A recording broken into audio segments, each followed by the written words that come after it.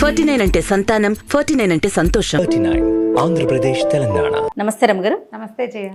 రమగారు, కొంతమంది మనం చూస్తూ ఉంటే అసలు ఎలాంటి దిగులు కనిపించదండి, చీకు చింత ఏముండదు, మళ్ళీ ప్రాబ్లమ్స్ లేవా అంటే ఎన్నో సమస్యలు ఉంటాయి. పట్టించుకోరా వీళ్ళు ఎంత అదృష్టవంతులా అనుకోవాలి, కానీ మరీ అసలు ఆలోచనే లేకుండా ఎలా ఉంటారు కదా.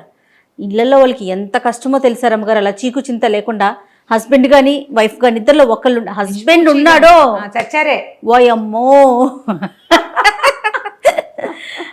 కదా.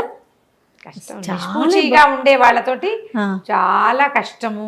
వాళ్ళు ఆలోచించరంటారు రమ్మగారు, అంటే వాళ్ళని బాధించదు మనసు, శాలోగా అంతసేపు బాధపడే రకంగా ఉండరు కొంతమంది. అసలు ఎంతసేపు బాధపడద్దు, కనీసం ఆలోచించాలి కదా, అది కూడా ఉండదు. వాళ్ళు ఆలోచిస్తారు, మనకు తెలియదు బహుశా. అంతేనంటారా? ఎవరి చింత వాడికి ఉంటుంది, కొంతమందికి చింత ఉండదు. రేపటి గురించి ఆలోచన కొంతమందికి ఉండదు. రేపేలాగా, ఎల్లుండేలాగా, అవతల ఎల్లుండేలాగా, పిల్ల పెళ్ళి అయితే ఎట్లా, పెళ్లి కాకపోతే ఎట్లా, పెళ్ళయ్యాక పిల్లలు పుట్టపోతే ఎట్లా, పుడితే ఎట్లా, ఆ ఊరు వెళ్తే ఎట్లా, ఎక్కడికో ఆలోచించేస్తారు. ఆలోచించే వాళ్ళు కొంతమంది, ఏ ఆలోచన లేకుండా ఉండేవాళ్ళు కొంతమంది. దీని మీద ఒక నిర్విచారుడని భలే కథ ఉంది జయ. ఓ చెప్పండి. చాలా బాగుంది, ఇంట్రెస్టింగ్గా ఉంటుంది. పాత కథ, 50లోది బహుశా, ఏమన్నా 50 అంతే 50స్లోది అనుకో. తర్వాత ఇప్పుడు గుర్తు చేసుకుంటూ ఉండేదాన్ని ఆ కథ నేను, భలే తమాషాగా ఉంటుంది. ఓ రాజుగారు ఉన్నారు. ఈయన రాజ్యం సుభిక్షంగా ఉంది, ప్రజలు శాంతిగా ఉన్నారు, పెద్ద ప్రాబ్లమ్స్ ఏం లేవు. అంటే జనరల్గా రాజ్యంలో ప్రాబ్లమ్స్ అంటే ట్యాక్సులు ఎక్కువైపోవటము, ఏదైనా ఈతి బాధలు, వర్షాలు పడకపోవటము, అకాల వర్షాలు, అకాల మృత్యువులు, అలాంటివి ఏమీ లేవు. రాజుగారికి తను ఉండాల్సినంత సుఖంగా లేనని ఒక ఫీలింగ్. ఓకే, నేను ఇంకా హ్యాపీగా ఉండొచ్చు, కానీ నాకు హ్యాపీగా ఉండటం రావట్లేదు అనుకుంటాడు. ఆయనకు ఒక దిగులు, నాకంటే సుఖంగా ఉండేవాళ్ళు లేరా అని అడుగుతూ ఉంటాడు ఎంతసేపు. నేను ఉండాల్సినంత సుఖంగా లేనంటే ఈ అధికారులు, ఆయన భార్య, మంత్రులు అనేవాళ్ళు మీ అంత సుఖప్రాణి లోకంలో లేడండి, మీరే హాయిగా ఉన్నారంటే ఆయనకు నమ్మకం ఉండేది కాదు. నాకన్నా ఇంకా చాలా మంది సుఖంగా ఉంటారు, ఉండాల్సినంత హాయిగా నేను లేను, నేను ఇంకా కూల్గా ఉండుతూ నేను ఎందుకో ఉండలేకపోతున్నాను. బాగుంది, హాయిగా ఉండటమంటే ఇది కాదు, ఇంకా ఏదో అలా అనుకునేవాడు. అయితే ఏమైంది, దాని మీద ఆలోచిస్తూ ఉండేవాడు ఎంతసేపు. ఒకరోజు ఒక ఆయన, ఈయన ఈ రాజుగారు ఎక్కడికో వెళ్ళాడు, ఊర్లో తిరిగి రావడానికి వెళ్ళాడు. అధికారులు ఎవ్వరు లేరు. తిరిగి వస్తుంటే ఒక పల్లెటూరులో ఒక పల్లె వాతావరణం, నగరానికి కొంత దగ్గరలోనే ఓ పూరి పాకలోంచి చిన్న వెలుగు, అక్కడి నుంచి ఏదో శ్రావ్యమైన సంగీతము వినపడుతోంది. అబ్బా వీడెవడో సుఖప్రాణి, చీకటి పడేసరికి చక్కగా సంగీతం వాయించుకుంటున్నాడు. ఎవరు సంగీతం పాడుకుంటూ కులాసాగా ఉంటారు, ఆనందంగా హాయిగా ఉన్నవాడు. ఈయన గుర్రం బయట కట్టేసి ఆ గుమ్మంలోకి పోయాడు. ఈ రాజుగారు రాజు వేషంలో లేడు, సింపుల్గా ఉన్నాడు, ఏదో ఒక బాటసారి వెళ్ళే ఆ ఏకతార మీటుకుంటున్నాడు. ఒక ఆయన టింగ్ టింగ్ వాయిస్తున్నాడు, ఏకతార మీటుతారు కదా, ఆ ఏకతార మీటుకుంటూ చక్కటి పాట, ఎంత శ్రావ్యమైన కంఠము, నిశ్శబ్దంగా నిరామయంగా ఉంది వాతావరణం. ఆ ఇంట్లో ఎవ్వరూ లేరు, పేద పూరి గుడిసె, ఓ మూల ఓ పొయ్యి ఉంది, ఏవో గిన్నెలు కనపడుతున్నాయి, ఓ చిన్న కుక్కి మంచం ఒకటి ఉంది కూర్చోడానికి వీలుగా, ఓ చాపేసుకుని గుంజకానుకుని కూర్చుని ఏకతార మీటుకుంటూ పాడుకుంటున్నాడు. దాన్న కూర్చో అని ఆయన కూర్చున్నాక, అగో ముందు కొండలో మంచినీళ్ళు ఉన్నాయి తాగు అని వాడు మంచినీళ్ళు తాగి ఈయన మీటుకుంటూ పాడుకుంటుంటే రాజుగారు కూడా సంగీతంలో మైమర్చిపోయి విన్నాడు. ఎవరు ఏమిటి అని కనుక్కున్నాడు. ఎంత హాయిగా పాడుతున్నావు, నీకేం బాధ లేవంటే, ఏం బాధలు ఉంటాయన్నయ్యా, నాకేం బాధలు ఉంటాయన్నా, ఏమున్నాయి, ఏదో కళాయి పనులు చేస్తా, మాటలేస్తాను గిన్నెలకి, నగరంలో తిరుగుతా పొద్దంతా, ఏదో ఒక పావలా రూపాయి దొరుకుతుంది, కాసిన బియ్యం కూర కొనుక్కు తెచ్చుకుంటా, అన్నం వండుకుని తింటా, నేను ఎవరికి పెట్టక్కర్లేదు, ఎవరు నాకు పెట్టక్కర్లేదు, గొడవ లేదు, నాకెవరు లేరే అని ఏడవచ్చు. వాడు ఏడవట్ల, ఏం చేయాలి, ఏముంది, నడిచిపోతుంది కదా.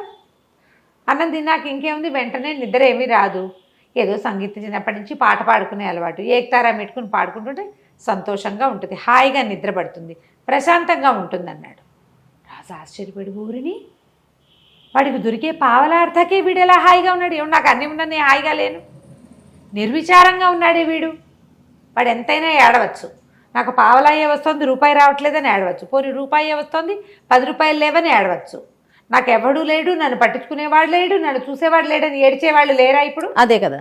అన్నీ ఉన్నా సరే మా అమ్మ లేదు, మా నాన్న లేడు, నన్ను కనుక్కునేవాళ్ళు లేరు, అందరూ నన్ను అజాపజా కనుక్కోవట్లేదు అని ఏడుస్తూ ఉంటారు. అవును. రాజుగారికి అన్నీ ఉన్నా ఏదో కష్టం. నేను ఇంత నిర్విచారంగా ఉండలేను, నేను ఇలా హాయిగా నా దారి నేను పాట పాడుకుంటూ పడుకోలేకపోతున్నానే. సరే వీడికి ఇది కట్ చేసి చూద్దాం, వీడు ఏం చేస్తాడో అని మర్నాడు ఆ రాత్రి వెళ్ళిపోగానే ఊళ్ళో ఎవ్వరూ మాటలేయించద్దు, కళాయి పెట్టించద్దు, అవన్నీ పనులు కోటలోనే అవుతాయి, రోడ్డు మీద తిరిగేవాడికి పని ఇవ్వద్దు అని టంకేయించాడు. వాడి ఆయన తెలివి. మర్నాడు ఈ కళాయి పోసేవాడు ఊరంతా తిరిగాడు, ఎవరు పిలవల, ఎవ్వరూ పిలవల. పని లేదు, ఏం చేస్తాం? తిరిగి వస్తూ ఉంటే ఇంటికి ఒక పెద్ద మనిషిలాగా ఉన్న ఆయన పాకెట్లో నుంచుని గొడ్డలు పెట్టి పేళ్ళు కొట్టుకుంటున్నాడు. పేళ్ళు కొట్టుకుంటుంటే ఆశ్చర్యపోయాడు. బాబు, ఇంత పెద్దవారు, ఇంత పెద్ద ఇంటి ఓనర్లే ఉన్నారు, ఎందుకండి ఈ పేళ్ల పనులు? నా బొట్టివాడు ఎవడికో కూలివాడికి 10 పావలా ఇచ్చి ఓ పావలా ఇచ్చి చేయించుకోవచ్చు కదా అంటే, ఒరే కూలి ఎవరు దొరక్కేనైనా చచ్చినట్టు వేసుకుంటున్నాను, వాన వచ్చేలాగా ఉంది, పేళ్ళు లేకపోతే రాత్రికి అన్నం, రేపు పొద్దుటికి అన్నం ఉండదు, పనివాళ్ళు ఊరెళ్ళారు, ఎవరు లేక చేసుకుంటున్నాను అంటే, బాబు నాకు ఇవ్వండి, ఆ పావలా ఇస్తే నేను వేసి పెడతా బాబు అని చకచకా పేళ్ళు కొట్టేసి అవన్నీ కట్టకట్టి వంటింట్లోకి చేర్చి వాళ్ళకి ఆయన పావలా ఇచ్చి ఒక గ్లాసెడ్ గంజి ఇస్తే గంజి తాగి పావలా 10 రూపాయలు తెచ్చుకున్నాడు. వచ్చేటప్పుడు ఒక గుప్పెడు బియ్యం, ఓ సోల్డ్ బియ్యము, ఒక తోటకూర తెచ్చుకున్నాడు. అన్నం వండు తినేసాడు. అయిపోయి ఆ రోజు ఏకతారం పెట్టుకుంటున్నాడు. రాజుగారు ఇవాళ వీడికి తిండి దొరుకుండదు, వాడు అడుక్కునేవాడు కాదు, పని చేసుకుని బతికేవాడు. ఏం చేస్తున్నాడో చూద్దామని రాత్రి 9 అయ్యేసరికి తయారయ్యాడు. వీడు టింగ్ టింగ్ టింగ్ టింగ్ అని పాడుకుంటున్నాడు. ఎవడెవ్వడి వాడు ఈ జీవుడు, ఎవరికి ఏమవుతాడు ఈ జీవుడు అనుకుంటూ. రాజు ఆశ్చర్యపోయాడు. ఓరిని అని మళ్ళీ వెళ్ళాడు లోపలికి. వెళ్తే, నాయనా బాగున్నావా అన్నాడు. బాగున్నాను, వాళ్ళు ఏం పని చేసావు అని అడిగాడు. అంటే ఏముంది పని చేయడానికి, ఎవరు కళాయికి మాటకి పిలవలేదు, సాయంకాలం వస్తుంటే ఎవరో పేళ్ళు వేసుకుంటూ కనపడ్డారు, చేసి పెట్టాను అన్నాడు. అయితే అప్పటి నుంచి రాజుగారు ఆశ్చర్యంగా ఉంది ఆయనకి. వెళ్ళిపోయాడు. రోజు పేళ్ళు వేసుకునే బతకడం మొదలుపెట్టాడు. ఊరంతా తిరిగి ఎవరికైనా కట్టిపేళ్ళు కొట్టి పెట్టాలమ్మా, ఏదైనా బరువు పని చేయాలా అని హాయిగా రోజు తెచ్చుకుంటాడు. అందుకుముందు మొదటి రోజున ₹1 వచ్చింది, తర్వాత నుంచి ₹1 రావటం మొదలైంది. హాయిగా కడుపు నిండా తిని ఉంటున్నాడు. మళ్ళీ వచ్చి చూశాడు రాజు, వీడు ఏకతారులో మార్పు లేదు. ఈయనేమంటాడు, వీడు కాయ కష్టం చేయటం వల్ల వీడు నిర్విచారంగా ఉన్నాడు, వీడి కష్టం కట్ చేద్దాం అనుకున్నాడు రాజు.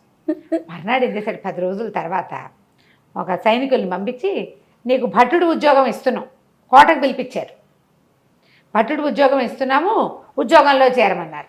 అనేసరికల్లా ఈ నిర్విచారుడు అన్నాడు, ఎందుకండి నాకు పొట్ట బాగానే గడిచిపోతుంది, నాకు ఉద్యోగం అవసరం లేదు బాబయ్య, హాయిగా గడిచిపోతుంది, నేను సుఖంగా ఉన్నాను అంటే వాళ్ళు ఒప్పుకోవాలి.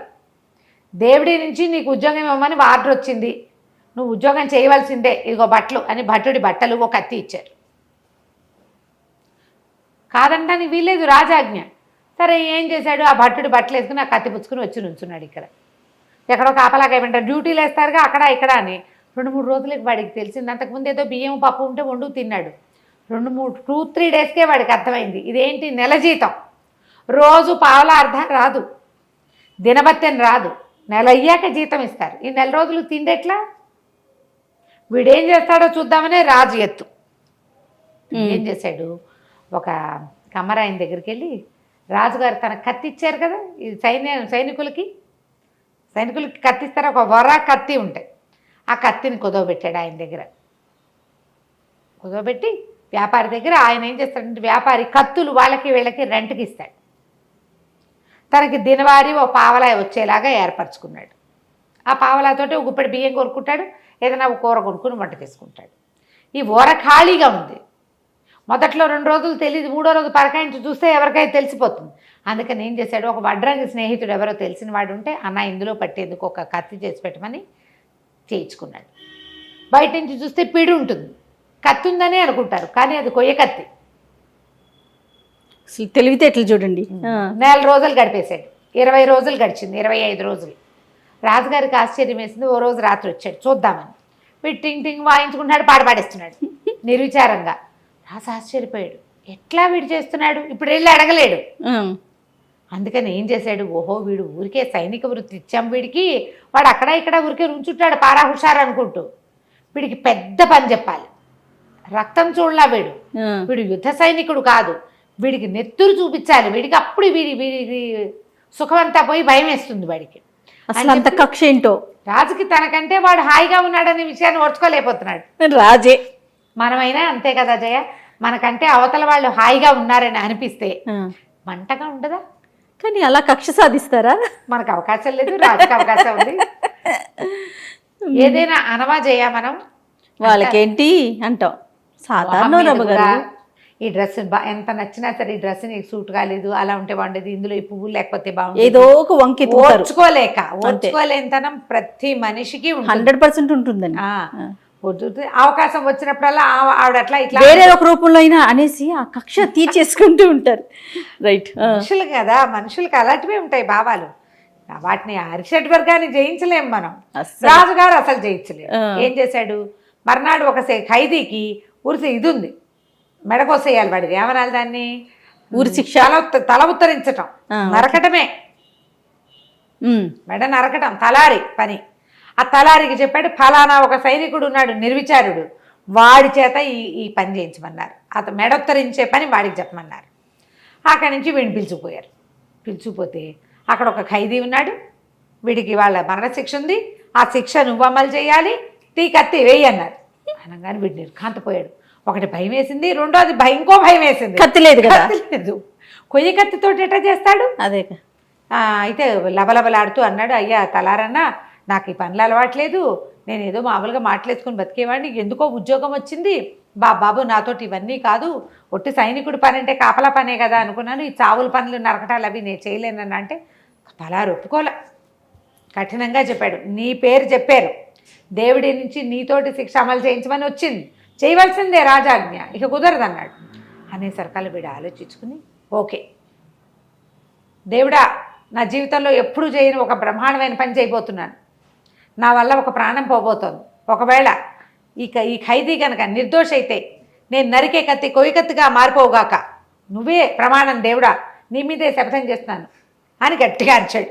చుట్టూ జనాలతో చూస్తారు ఏమవుతుందో. వీడు ఏనాడు అలాంటి పనులు చేసిన వాడికి వీడు మాటలేసేవాడని కొంతమందికి తెలుసు, సైనికుడు ఊరికే పారా హుషారంటాడని ఇంకొంతమందికి తెలుసు. వీడు సర్రమని కత్తి చూసి దాడి మెడ మీద నరకబోయాడు. కొయ్య కత్తి కనపడింది అందరికీ. ప్రజలంతా కేకలు పెట్టారు, నిర్దోషి నిర్దోషి నిర్దోషి అని. మ్యూజిక్ ఏం రాలేదు, మ్యూజిక్ వస్తుంది, ఇక్కడ ఏమి రాలే. కత్తి మాత్రం కొయ్య కత్తిగా మారిపోయింది. పిడి రాజుగారు ఇచ్చిన కత్తి పిడే, అదే కదా, కత్తి మాత్రం కొయ్య కత్తి. తలారి కూడా నిర్ఘాంతపడి, ఇదేంటి విచిత్రం, ఎప్పుడూ చూడలేదే, వీడు మహామహిమాన్వితుడిగా కనబడ్డాడు జనాలందరికీ. పరిగెత్తుకుంటూ పోయి రాజుగారికి చెప్పారు, వాడు నిర్దోషండి, వాడి నిర్దోషం ఏంటి, అంతా విచారించాం, వాడు నిర్దోష కాదు, వాడు దోషి, వాడు 5 హత్యలు చేశాడు, దారి దోపిడి దొంగ వాడు అంటాడు రాజు. జడ్జిని పిలిచారు, మంత్రిని పిలిచారు, అందరూ వాడు దొంగ వాడు హంతకుడు అంటే కత్తి కొయ్య కత్తిగా ఎలా మారిపోయింది? ప్రజలు ఒప్పుకోటాల, నిర్దోషికి శిక్షిస్తారా? మేము చూస్తుండగానే కత్తి కొయ్య కత్తిగా మారిపోయింది. కేకలు పెట్టేసి జనాలంతా క్యాండిల్ ర్యాలీ లాంటిది చేయటం మొదలుపెట్టారు. రాజుగారు ఆశ్చర్యపోయి, ఈ నిర్విచారుడు, ఈ పాటగాడు ఉన్నాడు కదా సంగీత పాడుకునేవాడు, వీడిని పిలిచాడు. ఒరే నాయన ఏంటి కథ అంటే, నేనేం చేయను ప్రభు, ఇలా జరిగిందండి చెప్పేశాడు. చెప్పంగానే రాజుగారు అనుకున్నాడు, వాడు హాయిగా ఉండటానికి అలవాటు పడ్డవాడు, వాళ్ళు నిర్విచారంగానే ఉంటారు, వాడికి డబ్బులు ఉన్నాయి, లేదు ఉద్యోగం ఉంది, పదవి ఉంది, ఇవి కాదు, అంతే. నిర్విచారంగా ఉండటం వాడి మనస్తత్వం. డబ్బుంటే సుఖంగా ఉంటారని, రాజైతే సుఖంగా ఉంటారని, ఉద్యోగం ఉంటే సుఖంగా ఉంటాం కాదు, సుఖంగా ఉండటం అనేది ఒక తత్వం, అంతే.